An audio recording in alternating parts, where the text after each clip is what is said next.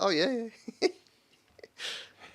Hello and welcome to the Royal Blue podcast. I'm Ian Kroll and I am joined by Joe Thomas and Gav Buckland, and we are here to talk all things Everton, specifically Dan Friedkin and his exclusivity deal that has been signed with Farhad Moshiri. But first off, Gav, how are things? All good? Let's admit I did have a couple of beers watching England game last night, which You did? which, given their performance, was completely understandable in terms of driving you to drink. So it was a little bit fragmented would be the word they'd use. Yeah, absolutely. I think I'm feeling the same as you, but we can't say in this office that you're hungover. You have to say you're not well, otherwise you might get in a bit of trouble. Yeah. And I realise that we are live, so it's out there now on the internet. Yeah. Joe, how are things? All good? Busy couple of days? Yeah, busy week. Really busy week. Transfer window opened a week ago today, and it's just been chaos since then, hasn't it? I think we always knew that this was always going to be a really busy summer for Everton. It was always going to be a pivotal one on and off the pitch. Perhaps didn't expect it to be so busy so quickly. I think that's probably true to say. So it's been really interesting, and obviously, last night, this morning, we've had even more news. So, but grateful for it really, because during what's often a quiet time of the year for people in this industry, I'm getting plenty to write about, and it's a big theme of kind of some of the things I've been writing about this morning. Whisper it quietly, but things actually feel like they're on a relatively consistent positive trend at the minute. Yeah. There's a lot that can go wrong in all sorts of different areas, and believe me, I know you too, me, the listeners, we've all bore witness to that for the last few years. But at the minute, bit of a spring in the step. I think we're in a different place what we were last summer and the summer that before that. And probably the summer before that. When was that end of Ancelotti? Well, we're definitely in a different place to where we were, probably more pertinently. Yeah. We're in a very different place to where we were 2 months ago. Yeah, absolutely. 2 months going into that. Just imagine where we were mid-April, going into that big week where we had the 3 games in a row with the 3 big wins that just redefined the outlook for the rest of the season. At that point, the 777 partners empire was crumbling, but Farhad Moshiri was still persevering with them. And at that point, we were looking at so many different outcomes. Relegation was still a possibility. The financial situation was a concern. The takeover one was a clear concern. Not whether or not 777 were going to be trouble, but whether or not Everton would quite be able to dodge the bullet. Yeah. And you think as to where we are now, building blocks, we'll come into this. But, a seemingly credible new owner on the verge of taking over Everton. Still a long way to go, but big steps on there. And the building blocks in place for the squad for next year, all starting to just, as I say, we have to be wary, we have to tread with caution, etc. We've had our fingers burnt so many times, but the mood just feels a little bit lighter, doesn't it? I'd say several credible bidders is probably more. Yeah. It's not just one, is there? Yeah. There's obviously interest of a few interesting parties that all appear to have something about them, which is good. And it's since really that, since there's a texter, is that his name, since he went on his monologue about Everton being a great club to buy, sort of started to move things along a little bit more, didn't it, really? And I agree with Joe, last 2 months, but it just feels a different feel at the moment, isn't it, amongst Everton and Evertonians? Yeah, absolutely, and we're definitely going to get into all that. I think I tweeted earlier from I think it was Dave Powell's piece, wasn't it? He obviously broke the news of the exclusivity agreement, that this is nothing but positive news with regards to that. But before we do get into that, Gav, we obviously spoke. Before we went live on air, me, Joe, and Chris did a podcast, a tribute podcast to Kevin Campbell, who obviously sadly passed away last week. And we had a lot of good feedback with regard to that podcast. Excellent. And it was really appreciated, that feedback. But obviously you're on the show now, and you would like to maybe say a couple of words. I can only you can only express sympathy to his family and obviously condolences, but I always think, first of all, Kevin is obviously a little bit older than maybe a few people, pods and stuff. His impact was, I would say his impact was a bit like Andy Gray coming, in 1983, when Andy Gray came, and there's a completely different atmosphere around the club. And when Kevin came, it was even more dramatic in terms of his goals, that essentially kept us up. And but it's not just that. He became like a great ambassador, didn't he, for Everton in the media, even though he was an Arsenal fan, Arsenal player, and he won trophies with Arsenal. He sort of, if you didn't know what was going on, you'd think he'd just play for Everton, wouldn't you, really? Ironically enough, he had the success at Arsenal. But the outpouring of emotion from all his former clubs, tells you that he was, somebody very special. And I think I know people say that in those circumstances a lot, but he genuinely appears to have engendered a lot of affection, both within the clubs he's played for and the people he's dealt with in the media. And then that's, you can't have a greater tribute than that, regardless of your achievements on the pitch. And like I say, I saw his Football League debut, which is aptly at Goodison in May 1988. He come on as a substitute as an 18-year-old, and that seems rather apt in the circumstances, doesn't it, really? Yeah. And then he started his career at Goodison, and he finished it, speaking a lot about Everton in the media in such glowing terms and in such an entertaining fashion. And he was a terrific centre forward as well. And the only thing I'd say is Saturday mornings, I think the worst time to get this news. I know it's never a good time, but you're not in work, are you? You're a bit more relaxed and a bit more headspace. And I remember Howard died, was announced of a Saturday morning, and it was similar then. I think it affects you more because you've not got other distractions mostly for Saturday morning, and I think that also was one of the reasons why it hit people harder than perhaps you would expect. But terrific Everton striker, terrific Everton ambassador, and a terrific guy. Yeah, absolutely. Couldn't agree more, Gav. So as always, give us a like, give us a subscribe, and give us a share. As you can see, if you're watching on YouTube, we're a little bit more YouTube friendly with the way our screen has been built. You won't be able to see this on the audio pod, but we're looking a little bit more, I think, professional now. I would hope to say. A few graphics on the screen, and hopefully you'll be able to see some of our content as well on there that you can go and read or watch. Final bit of promo as well. Sorry, just looking at my notes here. Chris Beasley did a interview with former Everton player, Everton legend Derek Temple, FA Cup winning goal scorer, and we put that out yesterday, Thursday. That's up live on YouTube, and you can also listen to that on Apple Pods and Spotify. So please go and give that a watch and a listen. There's really good stuff, really good questions from Chris, and really good answers from 85 years young Derek Temple. Just like, not former Everton legend. Everton legend, yeah. I got my words mixed up there. And he's another brilliant fella, and it's a great podcast by Chris, and some really interesting stuff from Derek that I've not heard before. Yeah. Especially about his early days, and it's well worth a listen from somebody who is 100% Everton legend, but he's another great Everton ambassador as well. Brilliant. Okay. Well, Joe, let's talk about the takeover. Obviously, the exclusivity deal has been signed. I don't want to say is this the right fit, because we don't know, but is this a good fit, do you think? Dan Friedkin, what's his name? Dan Friedkin for Everton. Still weighing heavy on your mind there, Andy. It is. I'm struggling. Is it a good fit for Everton? Well, I think that I think we need to be cautious, because we don't really know the ins and outs of the deals at the moment. The real fine print is the details aren't really out there that anyone's getting hold of, and a lot of it's still to be thrashed out. Obviously, it's outline terms that have been agreed at this stage, and everything else will be discussed, including what Moshiri will get out of it at the end over the coming, whatever the length of the exclusivity period is. Normally they're 30 or 60 days, so certainly that's what's going to be happening over the course of the summer. I think we need to know his vision. That is something that obviously we'll be asking questions about, how he looks to take on board Everton, what he looks to do. But let's be honest, he's clearly a credible businessman with a track record that we can genuinely assess in football.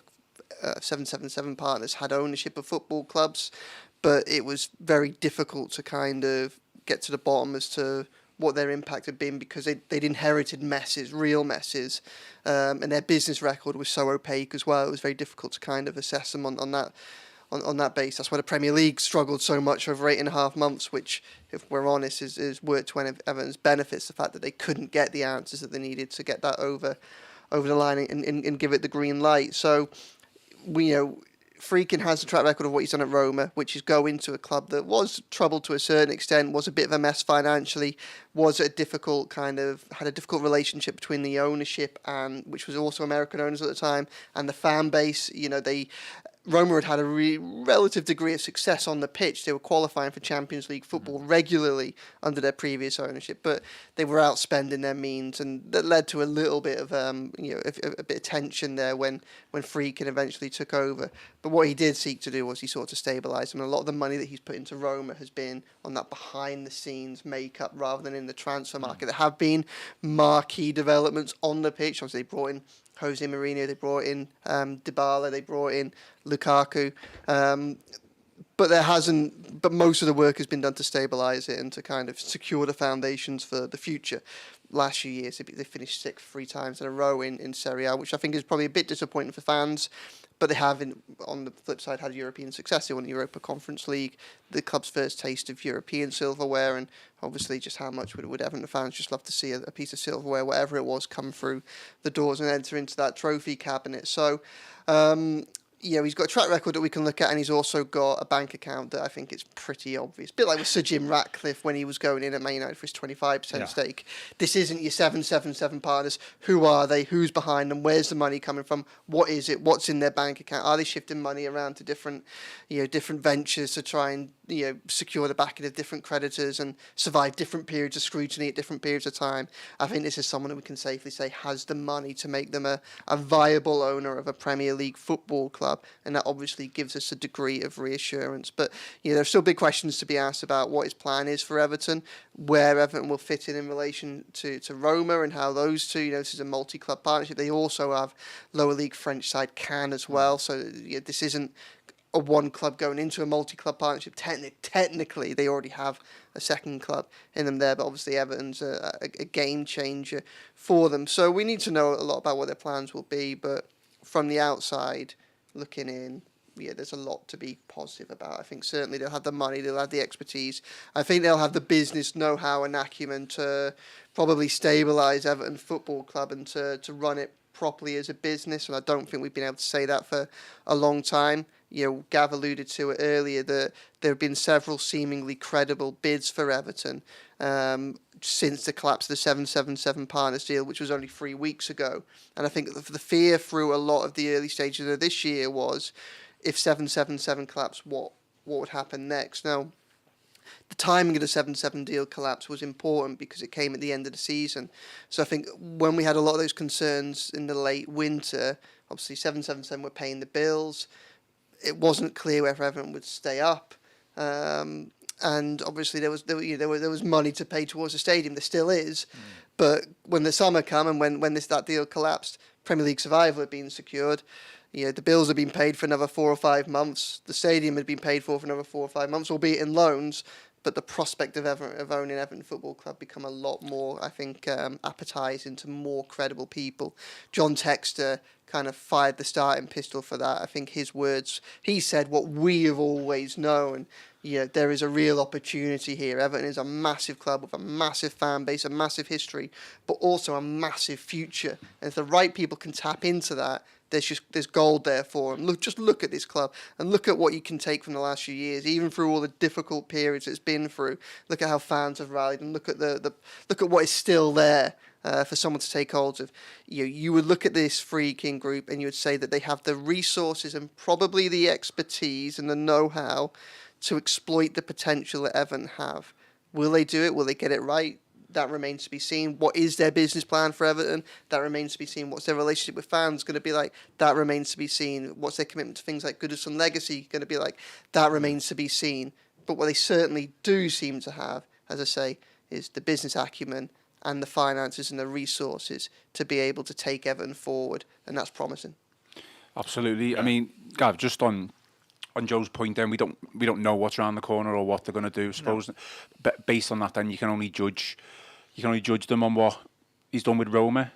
So from looking at afar, have you been impressed? Because Joe alluded to it there. It's not been a scattergun approach. It seems to be calculated, a bit of a plan. with Roma, from the outside looking in, they built on infrastructure, things behind the scenes. They haven't just come in and spent loads of money on players and then it's not worked. It seems to me that that's exactly what Everton need at this moment in time, certainly for the short term as well. Absolutely. I think they've still lost, was it 260 million quid over the last 2 years, Roman, isn't it? Because of the mess that was inherited. Yeah, and I agree totally with what Joe's saying, and also as well, like, I think they would obviously have opened more doors in terms of commercial opportunities through their wider business interests. Which I think is also an advantage. It's interesting to, and you can only read so much into this, that he's very low key, isn't he? I know his son is probably a bit more heavily involved, but what you read is they're a bit low key owners, aren't they? They're not in your face, and that's interesting. But we don't know, do we, until hopefully the takeover's done, how they're going to react. Because in the same way, what we learned a lot more about Moshiri after he became chairman than what he did beforehand. And so it'll be the same here. But from what you say, low-key, they obviously got plenty of business acumen. That's been shown in the way that they've managed Roma. The encouraging thing is, Roma, I think, are playing in the front of the highest attendances over the last 2 seasons for 20 years, in the 62,000 per home game, which is 20-odd thousand more than what it was pre-COVID. So that shows you something, doesn't it, really? And so there's lots of encouraging things there from Roma, but their place in Italian football is completely different to where Everton's place in English football is now, isn't it, really? So although on face value, the challenges are the same. Where those two clubs sit within their own leagues are completely different. Roma is the main club in its Italian capital. Yeah. We are a second club, or one or two clubs on Merseyside. And so that, geographically and in terms of competitiveness within the respective leagues, the two clubs are in different places. So I wouldn't expect them to do the same as what they did at Roma. I think it's a different challenge here. Okay. Just a reminder to everyone watching, we are live, so get your comments in, get your questions in, get your opinions and thoughts in. Greatly appreciated. And there may be a question that I haven't got on my notes that I may have missed off, and it'll be a good one to put to the lads. Joe, I mean, time frame wise, then you said the exclusivity period. We don't know exactly what it is, but it could be like 30 to 60 days. Friedkin is obviously, and his people are going to go through the club with a fine tooth comb. Hopefully, they don't find things that they dislike and then pull out of this deal. But we've also got the Premier League's dreaded owners directors test. So, what would you expect, or as an estimation, a time frame for this to be completed? Yeah, well, it's very difficult to predict these things. Yeah. Obviously, the Premier League are pretty vague and opaque about what the timelines are. We've had a few different experiences of this so far, particularly with the beefed up version of the test, which really only seven partners and Sir Jim Ratcliffe have been through. Now, Ratcliffe's took about 7 weeks to complete, but I think it's important to remember with that was for a 25% share of Manchester United. It's going to be a little bit more thorough if you're trying to take over a controlling stake, which is obviously what the Friedkin Group are looking to do in relation to Everton Football Club. So, I think I'm just pausing now because we've hit 2:00 for anybody that's listening. So Everton have just released a statement, which is just in relation to that. So breaking news. Sorry for being on my phone, but it's just because of this. I could tell you were getting excited there, to be honest. Yeah, club statement. Everton Football Club would like to provide fans and stakeholders with an update regarding new investment into the club. Blue Heaven Holdings, that's Farhad Moshiri's vehicle for the club, has received significant interest from several highly respected parties interested in investing in the club. The club can confirm today that a period of exclusivity has been granted to the Friedkin Group to progress discussions to acquire a majority shareholding in Everton. All parties will now work together to conclude this process. In the meantime, the club will continue to operate as normal. When there is further news to share, it will be provided via the club's official communication channels. So there you go. 2:00, and we've got confirmation of what we reported early this morning, and obviously other people have reported through the night and this morning as well, and that is that the Friedkin Group have entered into that exclusivity period. So there we go, confirmation, communication from the club. So, not that there was any doubt left, but that's there. Going back to your question, time frame wise, so I think the Sir Jim Ratcliffe one is a bit of a red herring in this respect because it wasn't for the majority.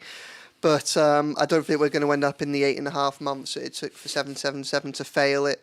I think that most of the information that will be required by the Premier League will be available to them relatively easily. They can assess his track record at Roma and what he's done there as well. The process will look at the backgrounds of key directors, things like from criminal records to whether they've been banned from owning companies, which I don't think is going to be an issue given what they currently do, and things like their financial plan, their vision, and whether they've got the funding to back it, which again I think will be relatively easy to assess. The Premier League might do something like they might add a few conditions in for the green light, which there was 4 conditions for 777. The biggest one was repaying the MSP loan of £158 million. That was ultimately the biggest stumbling block. I think if 777 had been able to come across that money, they probably would have owned Everton. They probably would be in charge of Everton right now. But again, like we said earlier, luckily for Everton, that they weren't able to get it over the line and do that. So they're no longer Everton's problem, which is a good thing. But I think towards probably the back end of the summer is what we'd hope for, really. I think... maybe it might. In fairness to Friedkin, I think they're quite present at Roma. I think they go to quite a few games there. I'm not sure that. I'm sure he could walk into Goodison right now and go to a game. But whether or not be ready for the beginning of the season or even the end of the summer transfer window, I'm not sure. But probably back end of the summer is what we'd probably be hoping for, I think, in this case. Have to make sure there's no fixture clashes between Roma and Everton, so we can do both every weekend. Yeah, well, it'll be an interesting period. Obviously, we've got to remember that scrutiny goes both ways in this respect. So whilst people will be paying scrutiny into Friedkin and his business interests and things like that and his background, he will also, and his people will also be taking a really fine look at Everton right now and going through the data room. They'll be looking under the hood essentially just to see if there are any skeletons in the closet. This is, and I think it's important to stress right now, this isn't a done deal. It's a big step towards it. It's a necessary step towards it, but we've been in this situation 3 times already during Moshiri's 2-year search to try and find an escape route from the club. So, there's nothing to say that a deal is now inevitable, but what it does do is it cuts out the noise, essentially. It cuts out the noise. For a couple of weeks, there have been so many people competing for Farhad Moshiri's ear with different proposals, different bids and things like that. The exclusivity arrangement means now the stage is all set for Friedkin. It's Friedkin, Moshiri. For however long it lasts, that's all they can do. So, as I say, all that noise, whether it be John Textor speaking here, or if it be Vash Manukian speaking here, or other bidders coming from the frame, coming out from the ether, that's all gone now. So the 2 parties can focus on getting this deal done. Fantastic. We've had a question actually just asking, are we going to talk about transfers? Yes. So yes, we are. Obviously, just with the breaking news this morning, and obviously Joe's confirmed it there, we just thought we definitely needed to speak about that. So there's plenty of transfer talk to get through. I mean, Gav, just sticking with Friedkin then. Are we expecting like a bit of a relationship now with Roma? Players going back and forth. Is that what you want, or would you literally rather Everton stayed independent? And there's obviously going to be some sort of connection with. Looking at this, that. Andy, I think how you feel about the relationship between clubs and football groups. So it'll be interesting to see how that pans out. Imagine if we played each other in Europe. Well, yeah, well, getting ahead of myself there, maybe. Yeah. We'll cross that bridge when we get to it. You think if the opportunities are there, why not? I mean, it's also, you read stories, don't you? And they talk about at academy level. That's the main opportunity to swap players at academy level. So that's an opportunity. Football groups also allow sharing of expertise across, off the pitch. Yeah. In terms of data or fitness, all that type of support for players and management gives an opportunity to do that as well. So that'd be another. It won't just be on the pitch. There's potential. It's off the pitch. There's enormous potential to share expertise and spread it. And so, but you just don't know, do you really? That's the type of thing that goes on in multi-club operations, and you would hope that if there's an opportunity there, then we make the most of it. It'd be interesting to see. There's always a club that's senior, isn't it? They always say, don't they, senior? Which is the senior club? That's one of the really interesting ones, I think, in this, because I think naturally, our heads will turn into what type of player deals could be done between the two of them, and really, what you tend not to get in multi-club partnerships is 2 such significant clubs the gap in ability level and demand probably isn't really dissimilar. Obviously, there are two different styles of play between the Premier League and Serie A, and look, Roma are a side that are in Europe regularly, which Everton aren't, so there are different demands on their players. Yeah.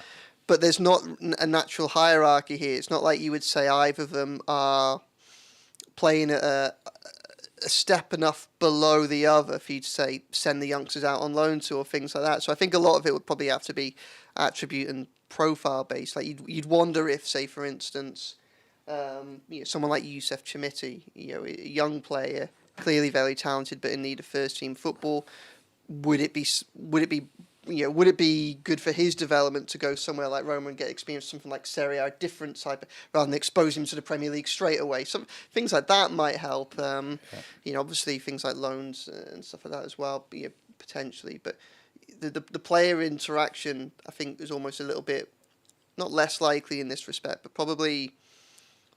It's difficult to see. There might be a hierarchy in terms of the Friedkin group, but in terms of a senior side, in terms of ability and the demands on their players, actually it's pretty similar in this.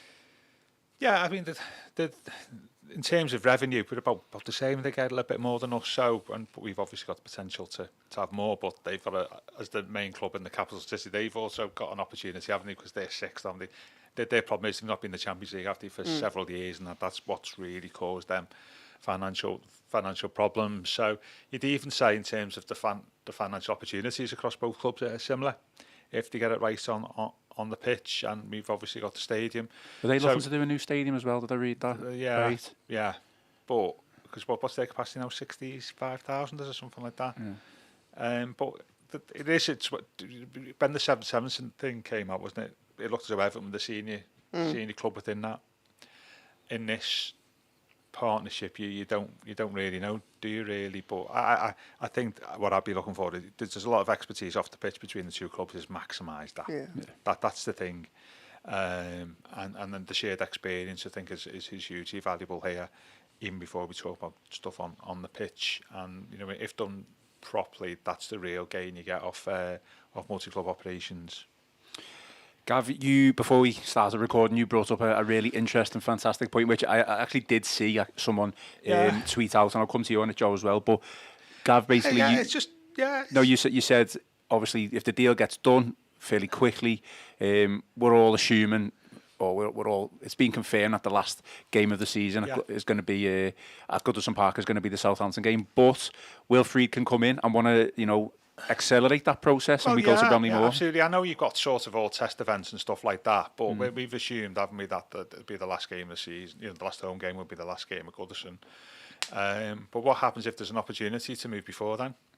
The business people, a lot of business acumen, as Joe said, used to maximising the income opportunities.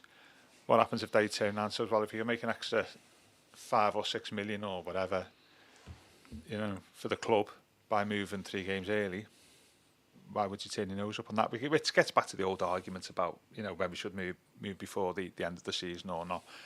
Even notwithstanding the logistical difficulties, I'm not saying that would be the case. I'm just saying that it's not necessarily a given that actually the last game will be then against Southampton.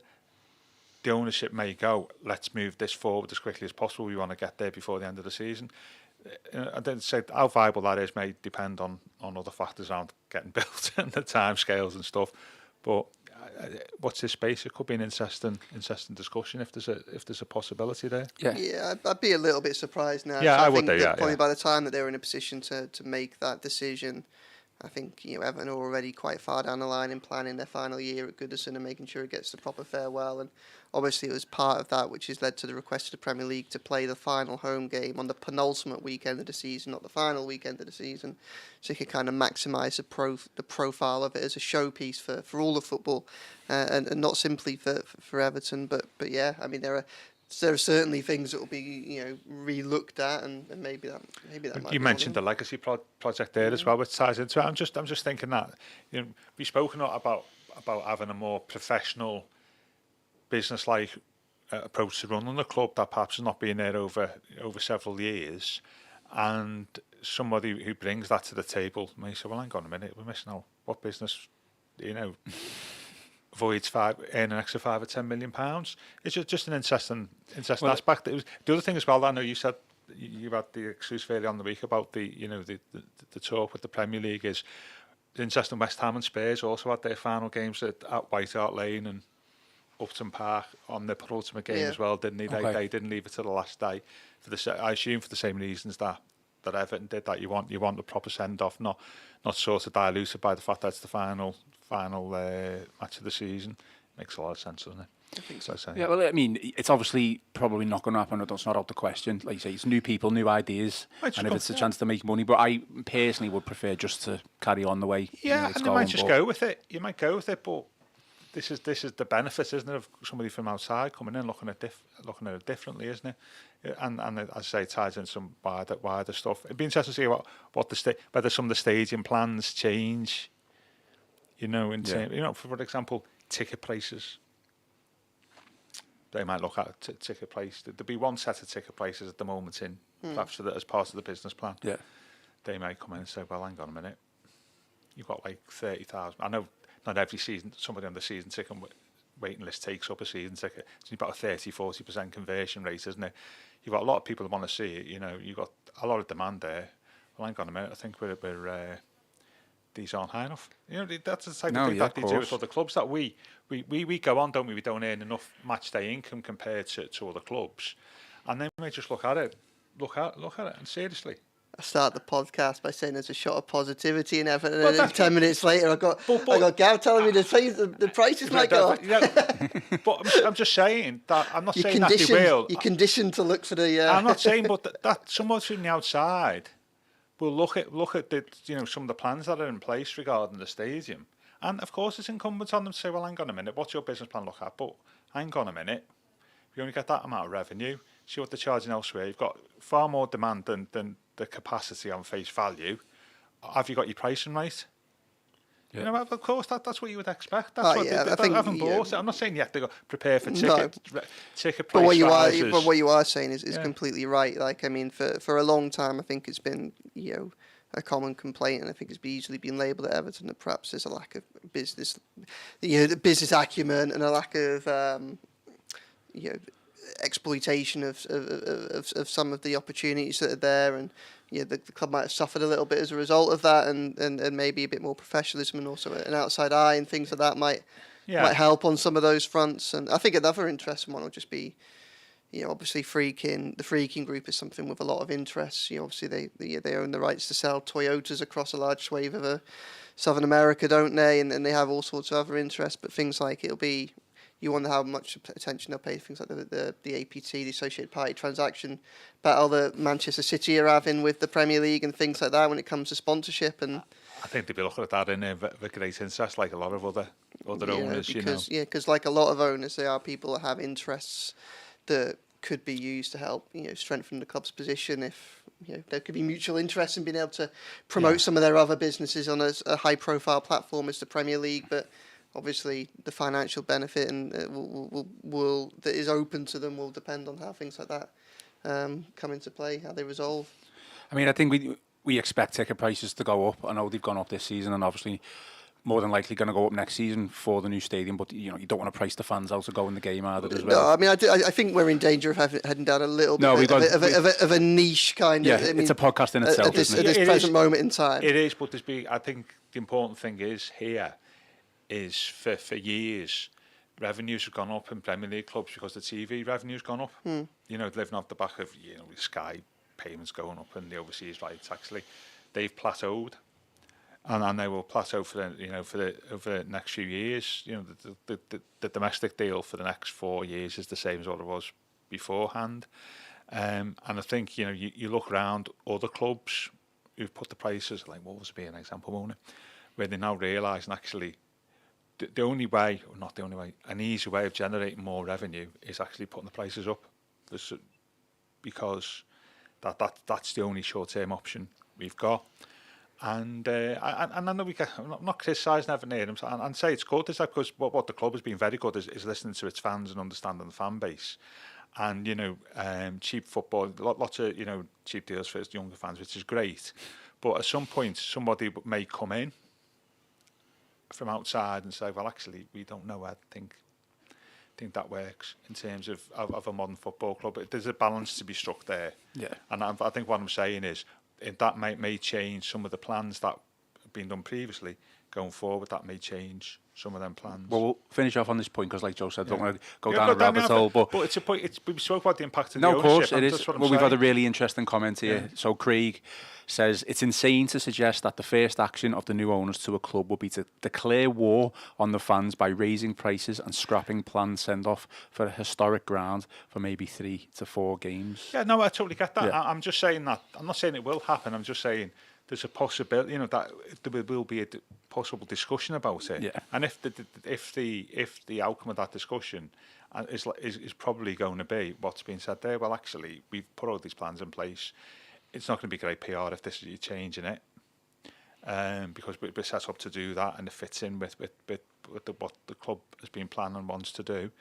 And that's fine. And I'd appreciate that. I'm just raising the possibility. That's what we're here for, isn't it? I think an important counterpoint is probably just to, obviously, again, you alluded to this earlier on, but and obviously words are just one thing, but one of the big things that Friedkin Group did when they took over Roma was seek to patch up a difficult relationship between the club and the fan base, and they were very astute, I think, in listening to the concerns of the supporters and trying to build those bridges and that relationship. So you'd think that they would make that a core part of their strategy when they come into Everton, to try and help. Because again, we've already said this and we've repeated this on so many occasions, but the fan base is so much of what makes Everton great, and carrying the role and the impact that supporters have at Goodison and in the stands up and down the country every other week into the new stadium will be a big part of helping to kind of fuel Everton bid to go forward and to make progress when they're in the new stadium. But I think that it's going to be really interesting to see what they do. Yeah. And you're spot on when you say that obviously as a business people will come back and offer a fresh perspective on Absolutely. a lot of important things, and we could perhaps see changes as a result. But I think it probably would be a surprise if they were to change their plans to leave Goodison at this stage. No. Absolutely. I mean, it's also worth adding in terms of the director's test is Friedkin himself. He's on a few UEFA committees, isn't he? Yeah. Which always in this type of well, so is Josh Watson. Well, yeah. But that was to Wander's benefit, wasn't it? Really? Yeah. But he had other stuff going on. Then with Friedkin, it's just part of that image, isn't it, of being a club owner, a successful business person. And the club might save a little bit of money as well, because he has a penchant for throwing for flying marquee signings to Rome himself, doesn't he? I was sadly disappointed he's not a direct relation of the great director William Friedkin, is he? Who died? Who did the French Connection and The Exorcist? Great director who died. We're going down rabbit holes now, aren't we? I'm just saying, very disappointed. I'm just saying. Yeah, absolutely. Quite well, to be honest, Gav, your talking point has opened up quite a debate in the comments. So we've got the Blues saying declare war, steady on Craig, but Craig's come back with, well, the owners should be probably coming out with a bit of a charm offensive to the fans, which you've kind of stated that's what they did with Roma fans. I think that was anyway. a big. I think that was really at the detriment for 777 when they came out. Look, I mean, obviously we now know, and I think we had a degree of suspicion and cynicism at the time, and hopefully that was clear in the coverage that they were mainly all talk. It was all optics, and there was the substance wasn't quite there. But one of the early red flags one of the early red flags was the lack of positive feedback that any of their other clubs were generating when we were asking around, and secondly, how quickly they withdrew into their shell of saying the regulatory process means that we can't speak to anybody. The fan advisory board had a lot of big questions for them they received no answers to, and I think it came very, very quickly. It became clear that a lot of what they were early doing, their early kind of overtures to fans and other interested parties, were basically all show. So, I wouldn't expect I think the Friedkin Group, they've been very tight-lipped about everything they've done so far in this process, and I expect that to remain the case over the coming months. I think they'll choose their timing very carefully for when they start to make overtures to the fan base. But I'd be very surprised if they didn't make that a big part of their pitch once they thought it was appropriate. Cool. Well, we're getting a lot of positive feedback on the new layout for YouTube, so thank you for that feedback. And there was a comment saying we just need 1080p now, which HD. So it is coming. It's on its way. So hopefully you'll be able to see me, Gavin, Joe in HD. Maybe even not a good thing today. Maybe not today. No. We probably need a makeup department. Yeah, absolutely. After that, let's move on to some transfer news then. I'll come to both of you, but Gav, I'll come to you first. Just Branthwaite, Manchester United said Everton need to be more realistic on the valuation of Jarrad Branthwaite. What do you make of that?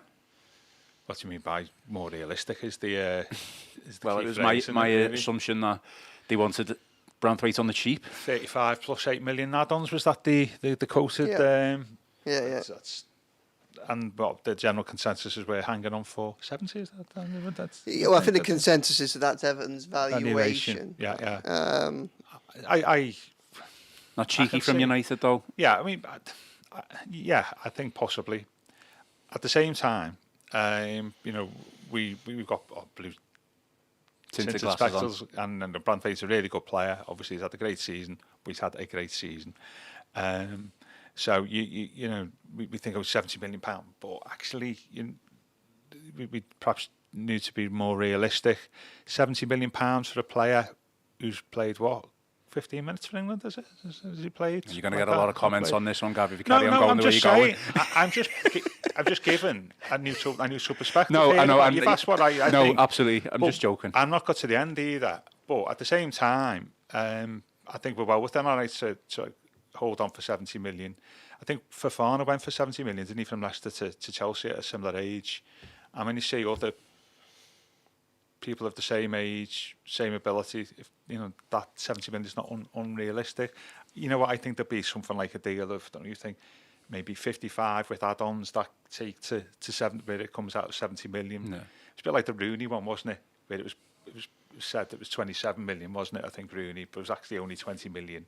And then add-ons, I'm just wondering. We got add-off, basically. Yeah, I'm just wondering here where you'll see a similar type of deal. And the other thing, as we all know, it depends on the timing of it, and whether we need to sell them before the end of June, which appears to be less and less likely now. So I think 70 is realistic, but at the same time, I can see, well, he's only played a limited amount of time for England. He's had one very good season in the Premier League. Yeah, so that you're not buying a fully formed at the peak international, are you really here? But what you're buying is potential. And if Everton think that 70 million, that's fine. But interesting to see whether it brings United to the table, though, doesn't it? That's the thing. Yeah, I mean, Joe, I've seen a lot of conflicting reports this past 2 or 3 days. I'd say, obviously Thelwell came out weeks ago saying Everton will need to sell a player, but now I'm seeing reports suggesting that we don't need to sell as much as we thought.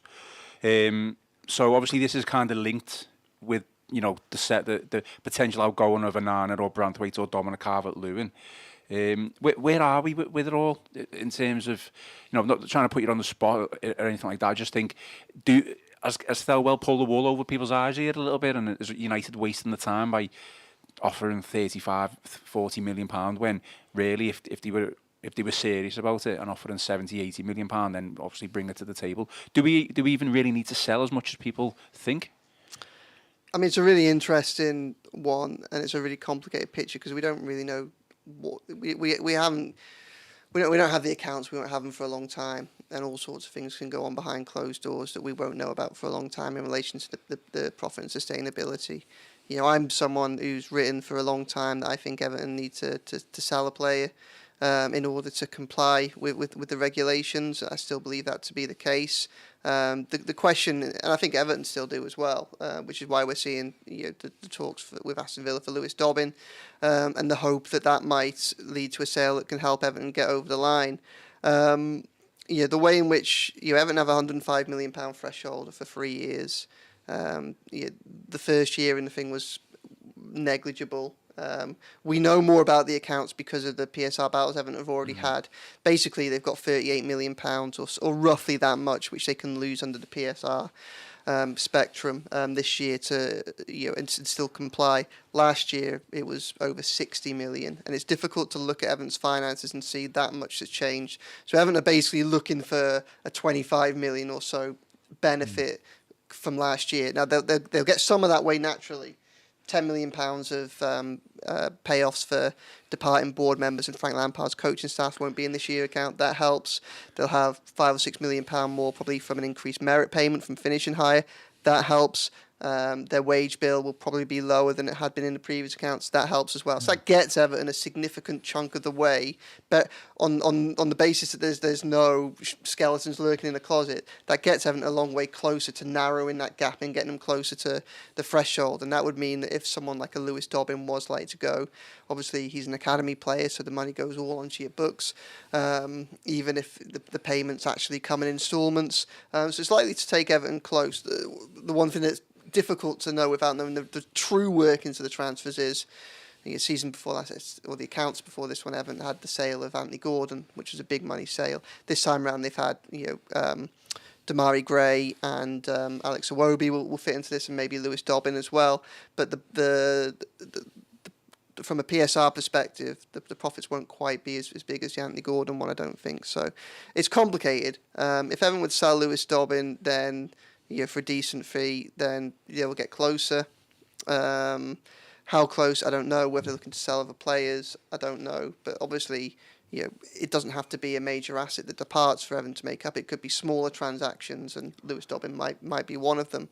I think that where Everton's position is strong in relation to this, and this is if I wonder if it's part of the thinking right now, is if they were to sell Lewis Dobbin now for, say, 10 million or something like that, it would get Everton, I think, at the very least, into kind of a grey area, a corridor of uncertainty with the funds, where it's like it's a narrow breach. And I think that what Everton are building up right now is quite a significant degree of mitigation if the Premier League were to try and prosecute them next season. So if it was to be a really minor breach, I think the Everton could go and start off their arguments with two things. One would be, well, say for instance it's a breach of £5 million. Well, they could go to the Premier League and say, well, if you hadn't taken 8 points off us last season, we'd have finished this many places higher. Your merit payments would have exceeded that, and we'd have been fine. So therefore, we're only failing this as a result of the PSR punishments that you've already inflicted upon us. Yeah. Now, would that hold much water? I don't know, but it's a reasonably powerful argument. Yeah, well, sorry, Joe. Secondly, I think, and I think this is I've been trying to get answers from the Premier League this week on this.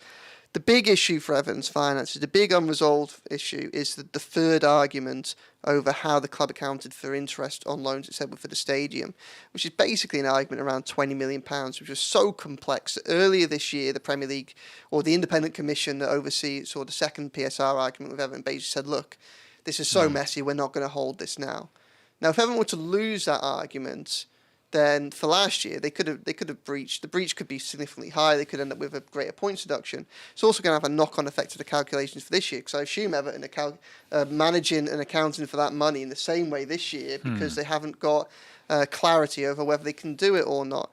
Now, for the Premier League to not have resolved that before the opening of the transfer window basically removes Everton's ability to address that problem if there was one. And I think the lack of clarity is a real issue for the Premier League, because I think if it is to turn around next season and say, or if it was to turn around when it's assessing this current financial year and say Everton failed again, they could say, well, you've undermined the integrity of your own process. We don't even know what we're calculating. We don't even know what we're working to. So I actually wonder if part of the thought process from Everton is if they can get themselves into the territory where it's a very small breach, if anything, and Dobbin might take him to that position, depending on what else goes on, then they might go, you know what, we back our arguments here in mitigation. And it's a gamble. It is a gamble. But they do have some powerful arguments here. Now, in relation to Branthwaite, look, I don't think there's any doubt that the PSR equation is something that is an influence of Manchester United's approach here. I personally think 35 plus 8 in add-ons, I do think it was an unacceptable bid. I think it was derisory. I think it was a ruthless attempt by a new owner at a club to try and make a statement and to try and exploit a vulnerability that he saw in Everton and their financial situation. I mean, I think Everton are right to hold firm on it at this stage. I don't think it was a significant enough bid. I know Gav says he's only played 15 minutes of senior football. I think that is... I think that's actually Gareth Southgate's failings behind that, because I think that he should have played more international football already. I thought he should have got minutes in the first set of friendlies that he was called up to, and I think really he should be there in the squad. And Mark Gay's done well in the 2 games he's played, but I do think England would be stronger if Jarrad Branthwaite was playing there at the back. And I think the fact that it is untapped potential at the moment rather than a season pro actually makes him even more appealing to Manchester United, because I think that they have a player there that could solve their centre-back problems, be a mainstay of that team, or any team that was to come into him at the top level for probably a decade. And because of that, I think Everton are right to hold firm and to ask for more for him.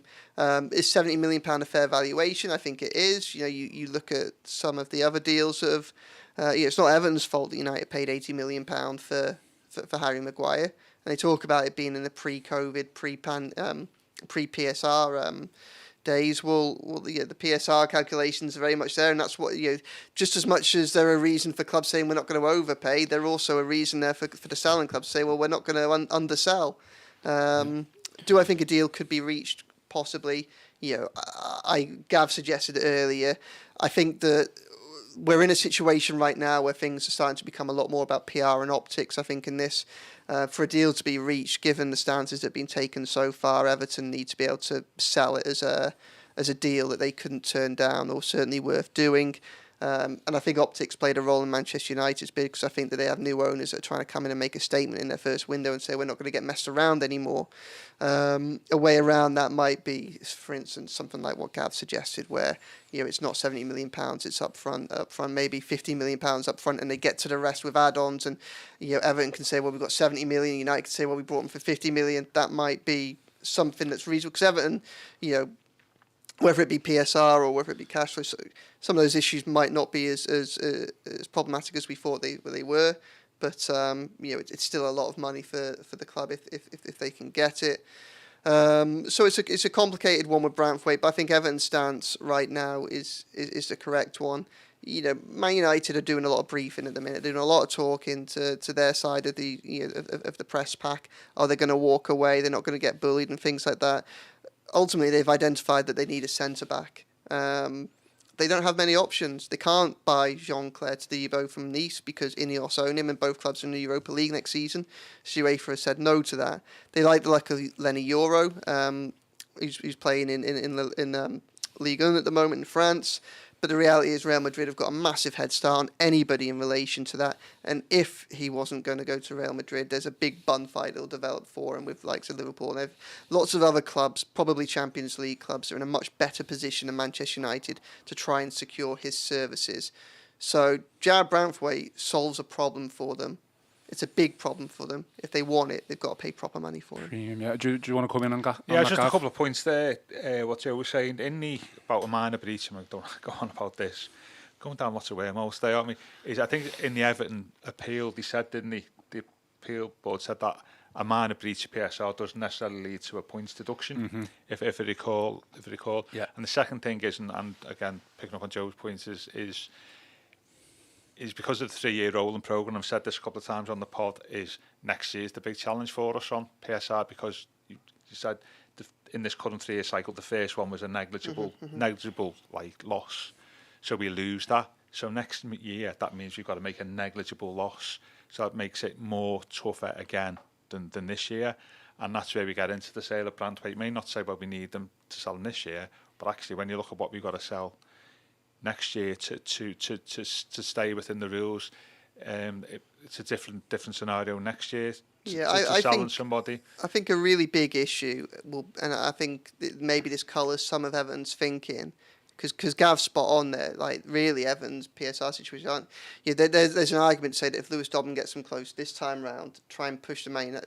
If you're going to sell someone like Branthwaite or Onana, try and push it after June the 30th, so that then it helps the PSR for the next situation. That's what I do. You know, if you were to, in principle, if you were to look at the regulations and where Everton are in relation from what we know, which is a lot, if not all of it, there's a danger of a points deduction next season and even the one after.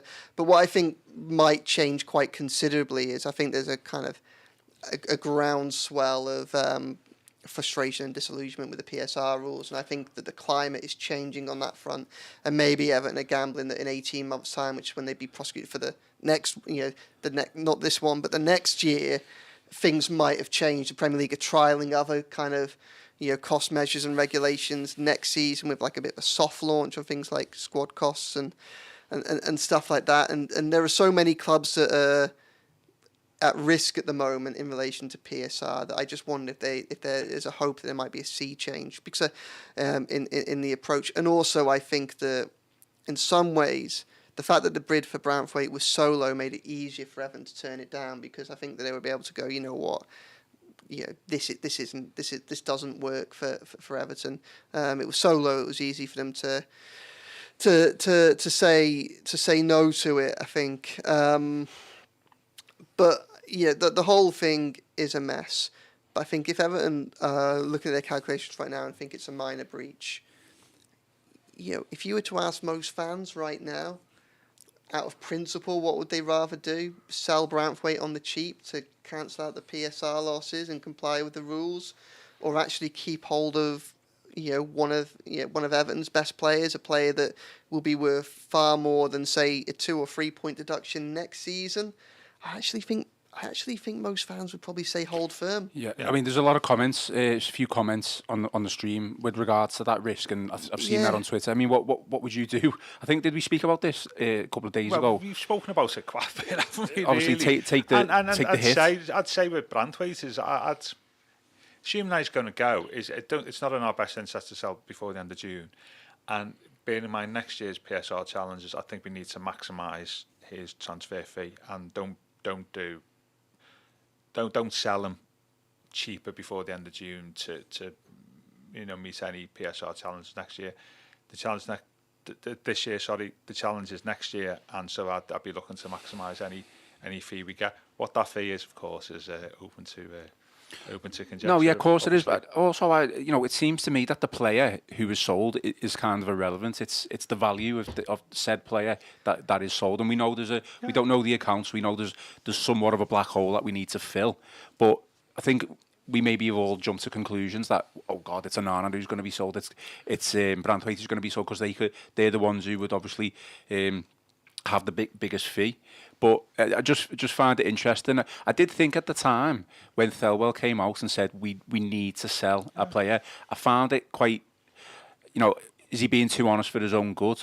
Like, you're putting yourself in a position of, not in a very good position there to negotiate with teams. But I just think that, again, like I mentioned at the start of this point, there's conflicting reports of how much Everton need to recoup from a transfer point of view. I think a couple of things, probably. One, it lowers expectations, so it primes the fan base for a difficult summer if that's going to be the case. It also means the threshold for success is lower as well, which can be a good thing to help generate positivity later down the line.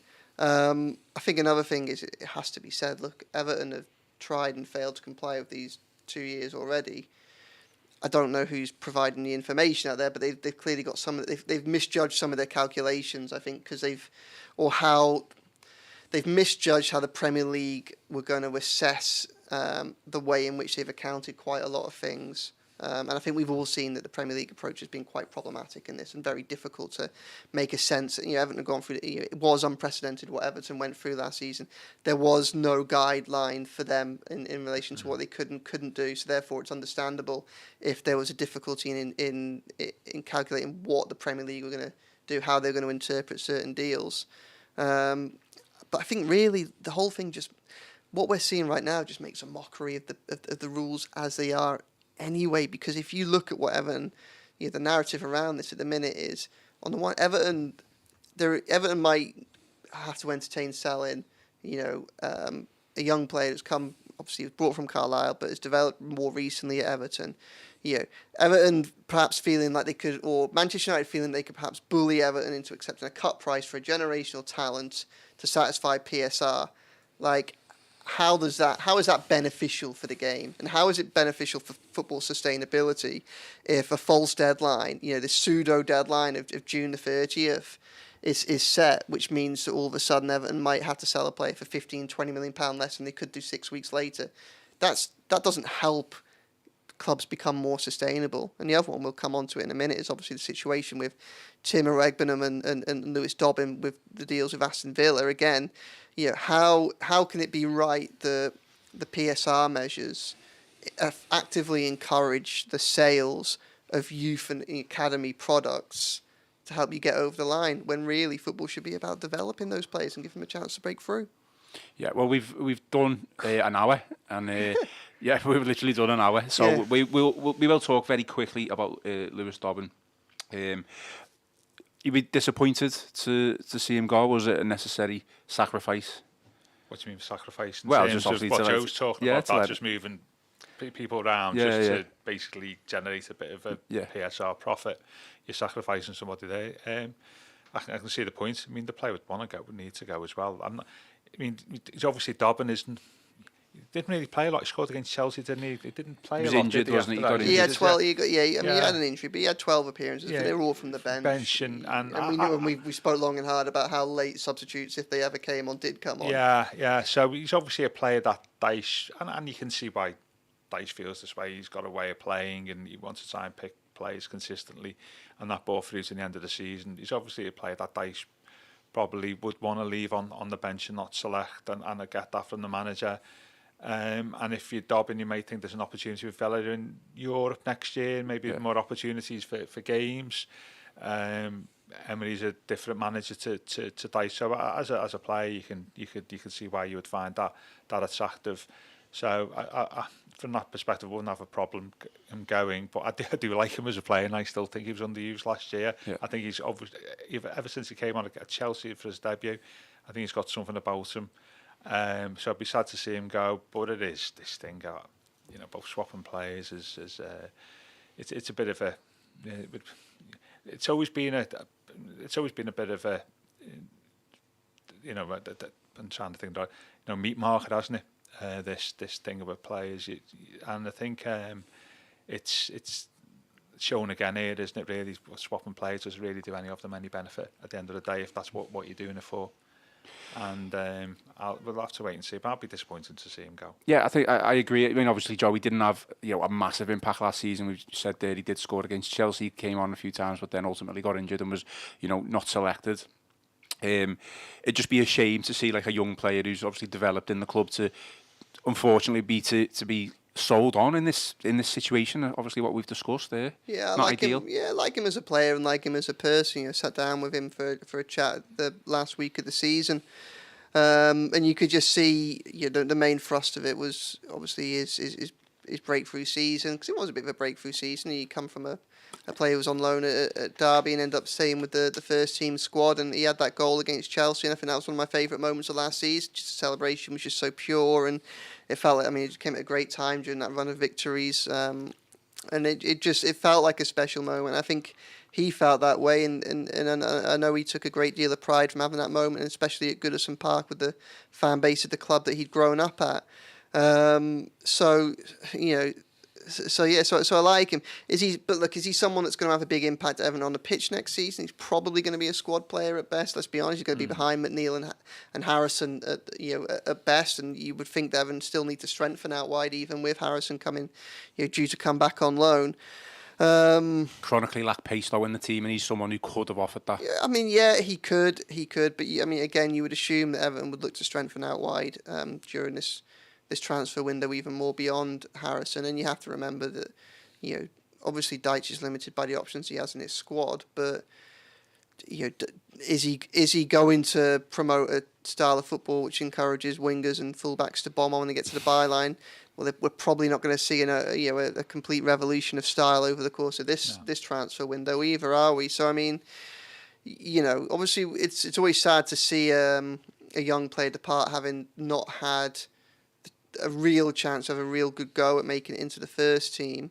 and I'm surprised. I was surprised when this deal came up. But there are different challenges there for Everton. It's a great opportunity for the player. Obviously, you look at that side, that squad that Villa have got, and the fact they're going to be playing Champions League football. I think he's probably a few steps away from challenging for consistent first team football, but there might be squad games that he can get involved and help his development in that perspective. And is it a deal that will help Everton from a PSR perspective? Absolutely. Is it one that might get them over the line? I still have my doubts about that, but like I say, I think that it's something that will certainly take Everton a big step closer towards compliance, and perhaps into that argument where they might have the moral high ground, which I kind of went through 10 minutes ago. So a bit of a surprise. Yeah, a bit of a shame that it's perhaps the type of deal which is kind of encouraged, an unforeseen consequence of the regulations that are there. Yeah, I think it makes a mockery of them. Do I wish the player all the best? Yeah, absolutely. If he was to, if things were to fall through with Villa, and it looks like talks are advancing quite heavily on that front. So you have to say it looks unlikely right now. And welcome him back, of course, I would. Just very briefly, and Joe, because I did want to mention these two players, and I need to finish off because I need to go and have a lie down. Jack Harrison. And so incoming Jack Harrison, obviously, could be a potential loan. Where are we with that? And the Villa guy, Tim, how do you pronounce his name? I'm going for Iro Egbenham. Egbenham. Well, that's how I'm going for it. Okay. But I can't pretend to know for certain. Yeah, well, look, Jack Harrison, has been telegraphed for a long time. I think I wrote the first story on this after the Sheffield United game back in the middle of May, saying that Everton intended to go back in for him on loan once Leeds failed to get out of the Championship. The clause in his contract that allowed them to come on loan to the Premier League that Everton activated last time was available for them to do it again. The only question was whether or not Leeds, who were looking to sell players, whether or not they would try and push this deal later into the summer while they tried to find a buyer for him. It looks like they're not going to do that. Everton are advancing. I mean, it's close to being done. It's a deal that makes sense. He likes Everton. Everton like him. Sean Dyche trusts him. I think that it fits in a piece that I wrote this morning. You can see the strategy that Farrell are undertaking. It's a cautious one, but obviously secure Idrissa Gueye, secure Coleman, secure Young, who hasn't signed his contract, but he's been very public about his intention to do so. Go for Jack Harrison. Very much being pragmatic. It's all about protecting that core of the squad and then seeking to build on it, and I think that makes sense at the moment. That's a strategy that makes sense. And in relation to Tim Egbenham, he's not a player that I know a huge amount of, but Everton need depth at centre midfield. Andre Gomes has gone. Lewis Warrington will go as well when his contract expires. Amadou Onana, there's a lot of interest around. Is Egbenham, first team ready? Probably not, but Everton could probably do with one or two centre midfielders just to help fill out the squad in that position, help challenge. He fits into Felwell's preferred strategy of young talent that's available for relatively cheap but might have a high ceiling that Everton can develop. He is a player that can do that. So I think he's a player that he's not a marquee signing, but he's a player that can help strengthen that squad. And I think that's a lot about what this transfer window is going to be about. Strengthening that squad so that Dyche has more options, more players that he feels like he can trust, more players that can fit into the style of play that he wants to, so that you don't end up in a situation like Everton did at Fulham at the back end of January of this year, where just a handful of injuries, or in that case it was injuries in Africa Cup of Nations, all it takes is a little bit of bad luck and a little bit of clashes of things like suspensions or other duties, and then Everton were in a situation where they only had one fit senior midfielder available to play in that game, and that was James Garner. So it's all about avoiding that type of scenario for Everton next season, and I think this is a signing on that front that does make sense and could have greater potential going forward as well. And again, that is very close. Okay, any final remarks, Gav? All good? No, fixtures, happy with the fixtures? Obviously, we're talking about the final game. Again, December's a bad month, isn't it? And April, horrendous. Yeah, we've had a few bad Decembers, haven't we? I know we won a few games last year, I think, in recent times. And, I think at the end of the day, I think home again. I think we always at home on the opening day. Seems to be. Yeah, seems to be. Yeah, but we'll see. There's just the process of negotiation, aren't they? The fixture dates, aren't they, now? And it'll be interesting to see how it pans out. But you know, we'll have to. I'm with Joe. I like the idea of just, I've said before on the pod, of keeping the core of last season's team. You know, in the final season, to work from, haven't just you? keeping all the. I think it's said all the pieces in the jigsaw, keeping all them in place, and that stability, and just saying to the squad, do what you did last year. We'll be all right. And, you know, it's all about trying to create as few an opportunities for things to go wrong as possible, and Everton have to strengthen in certain places. You know, there's no doubt about that. You know, the recruitment team is a well respected one. You know, the issue with Everton's recruitment over recent years, certainly the more recent ones, isn't that they haven't been identifying good talent that's available at good prices. It's the fact that for whatever reason they haven't had the opportunity to execute, you know, on that background work.